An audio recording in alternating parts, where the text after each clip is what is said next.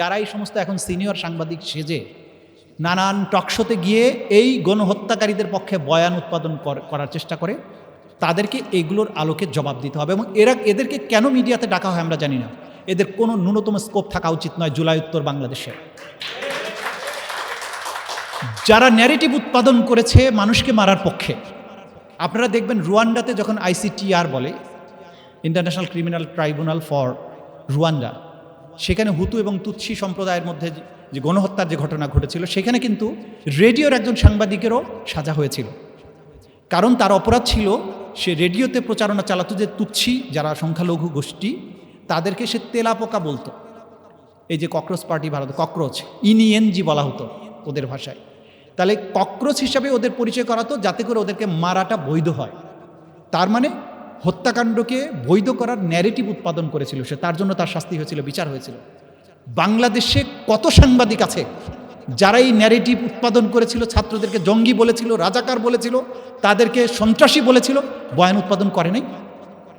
তাদেরকে প্রপারলি ICTতে গিয়ে আন্তর্জাতিক অপরাধ ট্রাইব্যুনালে তাদের বিচারের মুখোমুখি করা উচিত, গণহত্যার ন্যারেটিভ তৈরি করার দায়ে। তাদের বিরুদ্ধে মার্ডার কেসে আটকে রাখাটা যুক্তিসঙ্গত না। আপনি যেভাবে কিছু সাংবাদিক অ্যারেস্টেড আছে, আজকে সমালোচনা হয় সাংবাদিকদের বিরুদ্ধে আটকে রাখছেন, তাদের বিচার হচ্ছে না, চার্জ হচ্ছে না। আমি মনে করি তাদের বিরুদ্ধে মামলা যেটা হওয়া উচিত সেটা এখনো হয়নি। তারা গণহত্যার সম্মতি উৎপাদন, গণহত্যার ন্যারেটিভ তৈরি, গণহত্যার উস্কানি দেওয়ার দায়ে অভিযুক্ত তাদের এই সমস্ত কয়েকজন যারা আছে, বিশেষ করে যারা শীর্ষস্থানীয় এই কাজের জন্য, তাদের অবশ্যই বিচারের মুখোমুখি করা উচিত। এবং আজকেও যারা পেছনের গণহত্যাকে জাস্টিফাই করার চেষ্টা করবে, তাদেরকে সকল গণমাধ্যম থেকে বয়কট করা উচিত। তাদের কোনো স্পেস থাকা উচিত না। গণহত্যাকে গ্লোরিফাই জাস্টিফাই করার জন্য যারা দাঁড়াবে এই বাংলাদেশে, তাদের কোনো স্পেস বাংলাদেশে থাকতে পারবে না, থাকা উচিত নয়। আজকের এই বাস্তবতায় দাঁড়িয়ে এক মহাকাব্যিক এক গণ অভ্যুত্থান, এক বিপ্লব, এটা তো একটা পরিপূর্ণ বিপ্লব।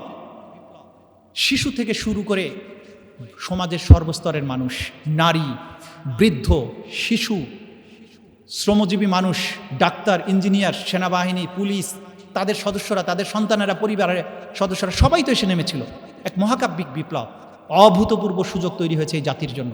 এই সুযোগ আমরা হেলায় হারাতে দেব না।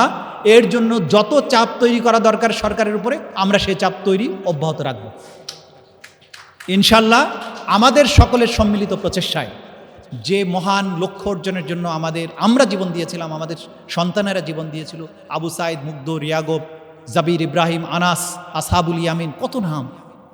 এই প্রত্যেকটি মানুষের আত্মত্যাগকে সামনে রেখে এই বিপ্লবের আকাঙ্ক্ষাকে কোনো অবস্থায় আমরা ব্যর্থ হতে দেব না ইনশাল্লাহ। ব্যর্থ হতে আমরা দেবও না বাংলাদেশে। যে 1203 খ্রিস্টাব্দে বখতিয়ার খলজি যখন নদিয়ায় লক্ষণ সেনের রাজধানী আক্রমণ করে, তখন মধ্যাহ্ন বেলা লক্ষণ সেন মধ্যাহ্ন ভোজের জন্য রেডি হচ্ছিলেন। বখতিয়ার খিলজির 17 জন অশ্বারোহী পৌঁছে যাওয়া মাত্র খাবার ফেলে পেছন দরজা দিয়ে তিনি পালিয়ে যান। ঠিক 823 বছর পরে একইভাবে আরেক লক্ষণ সেনের উত্তরসূরি মধ্যাহ্ন ভোজের সময়, মধ্যাহ্ন ভোজ রেডি থাকা অবস্থায় পেছন দরজা দিয়ে পালিয়ে যান। এই যে ইতিহাসের দুটো গ্রেট এসকেপ, এইটাও আমাদের ট্রুথ কমিশনের মাধ্যমে ইতিহাসের পাতায় লিপিবদ্ধ হওয়া উচিত। তাহলে ট্রুথ কমিশনের মাধ্যমে ছাত্রলীগ, আওয়ামী লীগ, যুবলীগ, পুলিশ, গুম বাহিনী, তারা প্রত্যেকে যা যা করেছিল এগুলো রাষ্ট্রীয়ভাবে শ্বেতপত্র প্রকাশ করতে হবে যদি আওয়ামী লীগকে আপনি রিকনসিলিয়েশনের মধ্যে যেতে চান।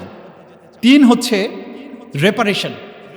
এই যে ভিকটিমরা, যে গুমের শিকার হয়েছেন যারা, এবং জুলাই আগস্টে যারা হত্যাকাণ্ডের শিকার হয়েছেন, এইদের যে ট্রমা, এদের এই ট্রমাগুলো বাংলাদেশের গণমাধ্যমে এখনও কি প্রপারলি আছে? নাই তো। আমাদের সোশ্যাল মিডিয়া প্ল্যাটফর্মের মাধ্যমে আমরা যতটুকু জানতে পারছি, এই যে গুম কমিশন বলেছে তারা 1900 কতকটা অভিযোগের নিষ্পত্তি করেছেন, কিন্তু প্রকৃত গুমের সংখ্যা 4000 থেকে 6000। কতজন মানুষ ফেরত এসেছে? একজন আসামির তদন্ত করতে গিয়ে দেখা যাচ্ছে সে 1000 খানেক মানুষ নিজের হাতে গুলি করে হত্যা করে নদীতে, সুন্দরবনে, সাগরে ভাসিয়ে দিয়েছে। পদ্ধতিটা কি ছিল? যে হঠাৎ করে মাইক্রোবাসে এসে আপনাকে যে কোনো এক জায়গা থেকে কয়েক সেকেন্ডের ব্যবধানে চোখ বেঁধে নিয়ে গেল সাদা পোশাকধারী, আপনি নাই। আপনার পরিবার থানায় দৌড়াচ্ছে, জিডি নেওয়া হবে না, মামলা নেওয়া হবে না, হাইকোর্টে যাবেন, রিট পিটিশন চলবে না, কারণ disputed question of fact, police নিয়েছে কিনা নেয়নি, পুলিশ তো স্বীকার করে নাই, সুতরাং মামলা চলবে না। কিন্তু তিনি নাই হয়ে গেছেন, তারপর কোনোদিন আর ফেরত আসেন না। পরিবার জানে না যে তিনি জীবিত না মৃত হয়ে থাকলে কবে মারা গেছেন, মারা গিয়ে থাকলে কোথায় কবর হয়েছে, কিছুই পরিবার জানে না। তার জন্য দোয়া করবে, যে আর মৃত ব্যক্তির জন্য দোয়া করবে, মিলাদ মাহফিল করবে, কিছুই করার সুযোগ নেই। সন্তান জানে না তার পিতার কবর কোথায়। এইভাবে যে হাজার হাজার মানুষকে মেরে ফেলা হয়েছে, কিভাবে? গাড়িতে তুলেই টর্চার শুরু করত। প্রথমে হাত কাটতো বা আঙ্গুল কেটে ফেলতো, সুই ঢুকাতো, ইঞ্জেকশন দিয়ে অজ্ঞান করতো, কখনো হাতুড়ি দিয়ে, হ্যামার ছিল একজন আসামি, তার গাড়িতে 10 কেজি ওজনের একটা হাতুড়ি থাকতো, বেশি যেগুলো ডেঞ্জারাস মনে হতো প্রথমেই তাদেরকে মাথায় আঘাত করে খুলিটা ফাটিয়ে দিত। অথবা বলস মেশিন বলে একটা মেশিন ছিল, ব্যাটারি চালিত ইলেকট্রোকিউট করার মেশিন, আসামিকে ধরে জিপের মধ্যে বা মাইক্রোবাসে তুলে তার জেনিটালে এটা লাগিয়ে তাকে ইলেকট্রোকিউট করা শুরু করতো। এরপরে ঢাকা শহরের বিভিন্ন অলিগলি ঘুরিয়ে তাদের গোপন যে বন্দিশালায় সেখানে নিয়ে যেত। সেখানে টর্চারের যে ভয়াবহতা, সেইখানে আঙ্গুল কেটে ফেলা, কবজি কেটে ফেলা, চোখ তুলে ফেলা, মুখের মাংসগুলো প্লায়াস দিয়ে তুলে ফেলা, এরপরে তাদেরকে আবার ঝুলিয়ে পিটানো, ইলেকট্রিক চেয়ার, যেটা ছবি বারবার আমরা দেখিয়েছি, আপনারা কেউ ক্যাচ করেননি, মানে আপনারা বলতে বাংলাদেশের সাংবাদিকরা, সেখানে বসিয়ে হাত পা বেঁধে চেয়ারটা এরকম ঘুরতো। তো একটা মানুষকে যখন সেকেন্ডে বা মিনিটে কয়েকশোবার এরকম দ্রুত বেগে ঘুরানো হবে, তার কি অবস্থা হয় সেটা আপনাদের কল্পনা করা উচিত। সেগুলো কিন্তু রয়ে গেছে এখন। মই ছিল, একটা ধাতব মই ছিল, মইয়ের উপরে এইভাবে শুয়ে রেখে হাত পা আটকে দিয়ে মইটাকে আবার এরকম ঘুরানোর, ক্লকওয়াইজ অ্যান্টি ক্লকওয়াইজ ঘুরানোর ব্যবস্থা ছিল। এই যে টর্চারের ম্যাটেরিয়াল, পাশের রুমে বন্দীদেরকে সারা রাত ধরে টর্চার করা হতো। এই পাশ থেকে আপনি চিৎকার শুনতেন যে বয়স্ক মানুষ শিশুর মতো চিৎকার করছে, সারা রাত মারতো, ভোরবেলা হলে রেখে চলে যেত। এইভাবে দিনের পর দিন, মাসের পর মাস অন্ধকার রুমে আপনাকে বন্দি করে রাখছে, চোখ বন্ধ করে।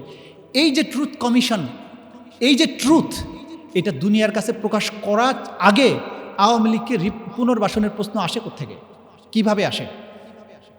জুলাইয়ের যে শহীদরা, তাদের পরিবারের যে ট্রমা, কিভাবে রাষ্ট্র কি সেটা অ্যাড্রেস করেছে? কয়জন শহীদ পরিবারকে পুনর্বাসন করা হয়েছে, কয়টা ক্ষতিপূরণ দেওয়া হয়েছে? এখনও থাইল্যান্ডে বিভিন্ন জায়গায় আহতরা চিকিৎসাধীন আছে, বাংলাদেশেও চিকিৎসাধীন আছে। শিশু যে মুসা, যার এখন কৃত্রিম খুলি নিয়ে বেঁচে আছে, একটা শিশু, অথবা যে সমস্ত পরিবার তাদের শিশু সন্তানকে হারিয়েছে, আহাদ, রিয়াগোব, জাবির, ইব্রাহিম, নাইমা, এদের পরিবারের যে ট্রমা, তারা অপেক্ষা থাকে ওই ঘরের দরজা থেকে বোধহয় বাচ্চাটা দৌড়ে আসলো, আমার শিশু সন্তানটি আর কখনো আসবে না। রাষ্ট্র তাদের ব্যাপারে তো এখনও রাষ্ট্রীয়ভাবে সেই রকম ব্যবস্থা গ্রহণ করেনি। তাহলে ট্রানজিশনাল জাস্টিসের মাধ্যমে, ট্রুথ এবং রিকনসিলিয়েশনের মাধ্যমে আওয়ামী লীগকে ক্ষমা করে দেওয়ার যে কথা আলোচনা হয়, এগুলো বিবেচনার কোনো পর্যায়ে এটা বিবেচনার যোগ্য নয়, আনলেস অ্যান্ড আনটিল এই কাজগুলো করা হবে। এরপরে হচ্ছে ইনস্টিটিউশনাল রিফর্ম ট্রানজিশনাল জাস্টিসের। যে প্রতিষ্ঠানগুলো, যে বাহিনীগুলো এই অপরাধগুলো করেছে, সেগুলো রিফর্ম করতে হবে। র্যাপিড অ্যাকশন ব্যাটালিয়নের বিরুদ্ধে সবচেয়ে বড় অভিযোগ গুমের। আলোচনা উঠলো র্যাবকে ব্যান্ড করে দেওয়া হবে, ব্যান্ডও হয়নি, তার রিফর্মও হয়নি, অ্যাজ ইট ইজ রয়ে গেছে। ডিবি, সিটিটিসি, ডিজিএফআই, প্রত্যেকের বিরুদ্ধে এই অভিযোগগুলো আছে। এই প্রতিষ্ঠানগুলোকে সংস্কারের ব্যাপারে যে নেসেসারি রিফর্ম দরকার, তা তো কিছুই করা হয়নি। তার মানে কি, এগুলো যদি থেকে যায় একইভাবে, আগামীতে এই অপরাধের পুনরাবৃত্তি হওয়া সমূহ আশঙ্কা সবসময় থেকে যাবে।